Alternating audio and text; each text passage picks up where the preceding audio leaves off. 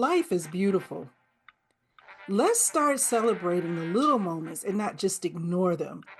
You ever notice how the most memorable moments are the ones that seem small at the time? Like laughing with someone you love, relaxing on your balcony, oh my gosh, and the one perfect sip of coffee while the world is still quiet.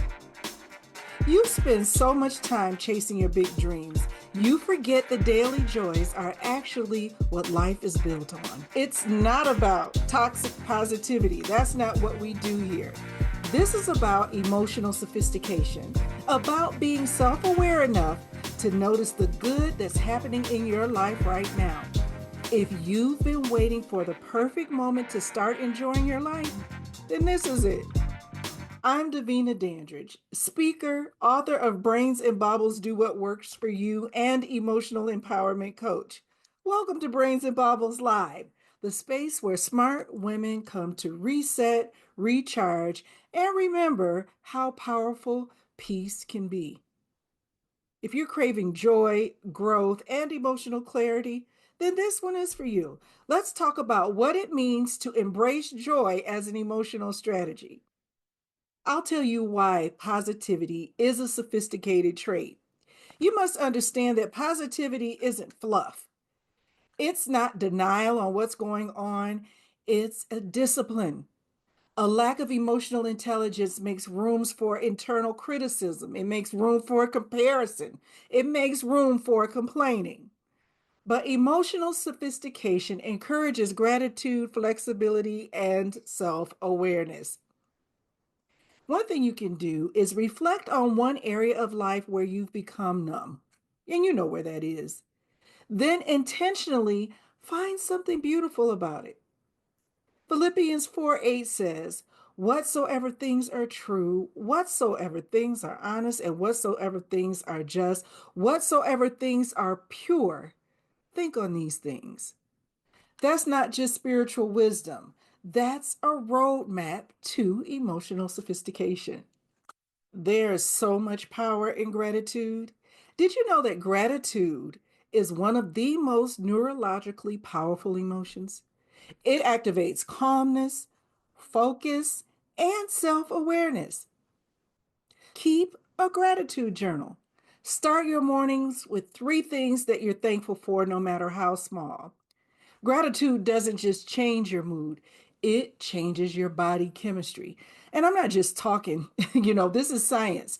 Gratitude triggers dopamine and serotonin. That means every thank you, every intentional pause, and every moment of grace is literally rewiring your brain for joy. This week, start your gratitude journal entry each day with one line. Today, I'm grateful for. Be mindful of the company you keep. Your emotions are contagious, and so is everyone else's. You want to stay emotionally empowered, right? Then audit your emotional environment. Identify one person or one pattern that drains your joy. Then create distance or create a boundary that minimizes or eliminates your interactions with them. You should surround yourself with people who reflect the emotional environment that you want to sustain. You should visualize your joy. Your mind is the most powerful filter, so use it in that way. Visualization isn't wishful thinking, it's the action of mentally rehearsing the emotions and the outcomes that you want to experience. You can spend just 5 minutes daily visualizing what peace, joy, and success looks like for you. And then you should accept it as reality and begin to take action toward it. Your brain starts to believe what it rehearses, and then your body follows. There is a such thing as a micro joy routine. You don't need a vacation every time you need rest. You don't need a perfect life to just feel valuable and feel like you're contributing to society. What you need are micro joy routines. And here's what the idea looks like. Here's one idea you could incorporate into your micro joy routine: making your bed with music on. I play a gospel list that puts me in a good mood every day. You could also drink your tea slowly.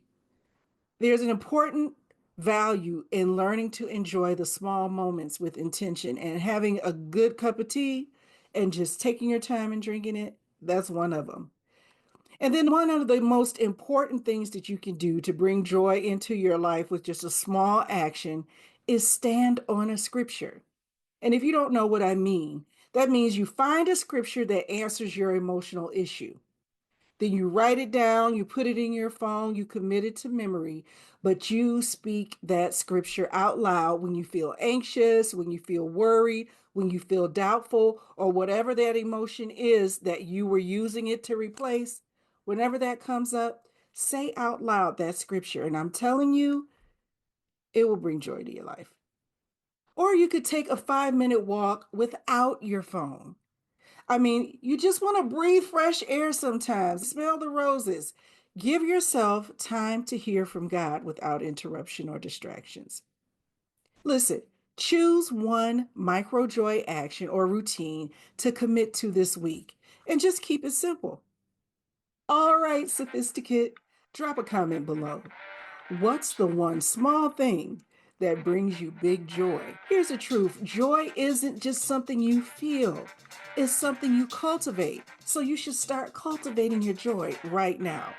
If joy has been feeling distant or delayed from you, maybe it's time to check in and see where your emotions really are. The Emotional Sophistication Map is a free assessment that helps you understand where you are emotionally. Right now. So you can stop guessing and start growing. It's your starting point to reclaim emotional balance, build clarity, and walk in peace on purpose. So take the free Emotional Sophistication Roadmap today. The link is in the description. And get the book, Brains Baubles, Do What Works for You, to build your own blueprint of emotional empowerment. See you next time, Sophisticate, and don't forget, enjoy your life out loud.